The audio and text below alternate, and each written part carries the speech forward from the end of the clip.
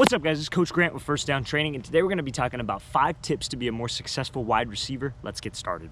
All right, guys, so the first thing I want to talk about is your stance off the line, okay? So I think this is something that a lot of people maybe struggle with when they don't really know that they struggle with it, right? So the couple of key mistakes that I see guys do is when they're lined up is their back foot will be all the way back here, right? Now, when your back foot is lined up super far behind you and you're like in this lunge, your first step can't be going straight forward, right? So when you want to be here, you want to be lined up and you want to have your feet almost like if you were standing normal, like shoulder width apart. You want to be in a comfortable position and you want 70% of your weight on this front leg. So when the quarterback snaps the ball, we can just drive and shoot that back leg up, right? So now, what about your hand placement? That's where a lot of guys go wrong. Now, when it's against zone coverage, your hands really don't matter, in my opinion. But when it's against man coverage, like a press coverage situation, all I want is you don't want to have your hands crossed, and I don't want them up here. Because when you're up here and you're tense, then it's hard to be able to react, right? But if you're down here and you're crossed, you're gonna have to go out and then react. So I just want your hands to be in a nice relaxed position. I like holding them by here, like right by my waist, so I'm ready to attack. If you want to have them up a little bit higher, just make sure you're not tense with your upper half. So don't be super far back and don't have your hands crossed up the line. Nice relaxed position, about 70% of your weight on your front foot so we could explode and drive off the line. All right, guys, so the second thing I want to talk to you about is hands, right? If you want to improve your hands, guys, check out that link in the description. It says improve your hands in 30 days. It's a full 30-day catching program. If you don't have a quarterback, that program is perfect for you to throw every day. It gives you hand-eye coordination drills, don't require anybody throwing you the ball, grip strength drills, and then overall repetition drills. If you do have a quarterback to throw you the ball, it works even better. We offer 2 separate types of plans. Link in the description says improve your hands in 30 days. Hope to get you guys on that. Now, when it comes to catching, I think the most important thing is your eyes, in my opinion, because when you catch this thing, what a lot of people love to do is they'll look at the ball, but they're not looking at the whole football. The only thing in your line of vision should be this football. It shouldn't be like, okay, you're half looking at the grass, half looking at this football. It should be the football is the only thing in your line of vision, and you're looking this thing all the way in. Now, a good thing to focus on is maybe focus on the stripe of the ball. I know that helps a lot of my guys when we talk about hands and focusing on catching is looking at the stripe of the ball rather than just looking at here. Now, another thing I heard actually in the YouTube comments the other day was you want to look at the point and then catch the fat, right? That's another good way. You got to find that kind of trigger word phrase that helps you in terms of your eyes. Now, when you catch this thing with your hands, it's important that you don't let it bounce off of your hands, right? You don't let it hit your palms. You try to stay in the fingers, like the webbing of your hand, not your fingertips, but like stay in the webbing of your hands so you have soft hands. That's what that means, okay? So again, find some kind of trigger word to make sure that we look at this football, focus on the stripe. When you tuck it in, you could think about it seeing laces or no laces. That sometimes helps. That's helped a lot of the guys that I've coached in the past, but just find some kind of trigger word and stay in those fingers or the webbing of your hand. All right, guys, so the next thing we're going to be talking about is route running, okay? And what's the most important thing about route running is just making everything look like a fade, right? Whether it's from a hitch all the way to a comeback, you got to make it look like a fade. Now, the importance of that and how we do that is when you want to sell vertical, everybody loves to teach, okay, when you get to the top, you want to slow down and then come out of your break, right? That's incorrect. When you get to the top of the route, you want to use your hips to be able to drop you, and that's how you drop on a dime. When you're violent with your hips and you're able to drop right now, it's like an anchor dropping out of a ship, and that gets you out of the break. We're going to talk about that in a second.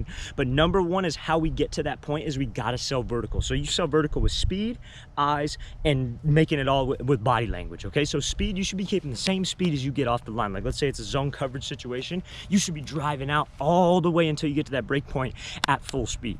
Then it should be pad level, right? Before our body language. And you get up to a break, you don't want to raise your chest up and expose this number, and you don't want to change your arm stride. You want to be driving your arms, you want to keep your chest forward, and you want to keep the same stride length. That's how you be a salesman, with your body language and then your eyes. You don't want to be looking where you're going. You don't want to be turning out of this thing too early, like if you're running a curl or you're running a comeback or you're running like a hitch and you start looking back sooner, right? You want to keep your eyes forward or your head down. If you keep your head down and you're pumping those arms, it sells like you're just going vertical. You're trying to run this thing right behind that guy, or you're looking over maybe his outside shoulder, or you're looking at him to sell like you're going vertical. So the most important aspect of route running is being able to make everything look like a fade.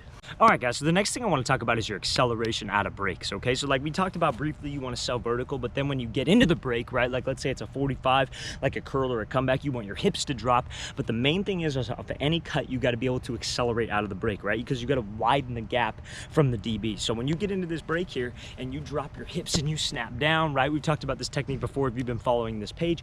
We got to get out of the route. We got to get out of it fast because the DB works on the same things that we work on. He works on getting out of his break faster, his back pedal faster, and being able to drive on the ball and beating us to the ball, right? So we got to make sure that when we create energy with my hips, I'm not here chattering my hands and beating the drum. I'm running my arms. Like if I'm running a comeback, I want to get into this thing. I want to snap it off, and I want to drive, and I want to shoot from my shoulders and keep my arms nice and natural, like I'm just running a 40-yard dash, so I can get out of this break and not lose any speed. It's all about not losing speed. It's about selling vertical, creating energy at the top, and then not losing any speed and accelerating out of the break. That's 3 phases of that route, right? Make sure I'm driving from my shoulders, make sure I'm screaming out of this break to win that race back to the football. All right, guys, so the last thing that we're going to talk about is releases, okay, and how there are sometimes reactionary. So when you guys come off the line and you work maybe this like release where you kind of hesitate off of a guy, you kind of close the gap with him. When you're hesitating, you got to be gathering info on this DB, and we should be able on any route, whether there's an out route, dig, post, corner, comeback, curl, you should be able to take an inside or an outside release. You got to trust yourself at the top of the route. So when you come off and maybe I give this little hesitation step to the outside and this DB jumps to the outside, let me just take the inside release, right? Why force this thing when I don't have to force it, right? We can't just think about a plan, dead set on that plan. If the plan doesn't work, we got to have a reactionary plan. We can't just run into this thing, right? So if I'm here and let's say I want to work this like hesitation wide step, this DB shoots out, I just put the brakes on, I take the inside release, let's work maybe a throw by, or let's work a heavy indicator stick at the top of the route. But we got to make sure that we have a plan off the line of scrimmage built off of that reactionary, built off the original plan. A reactionary plan built off the original plan. That's how you get real creative off the line of scrimmage. Releases are all about reacting. All right, guys, I really want to thank you for watching. I really appreciate it, guys. If you want to improve your hands, check out that link in the description. It says improve your hands in 30 days, no quarterback required. And if you guys have any questions at all, leave those in the comments. I'll get back to you as soon as possible. I'll see you guys next time.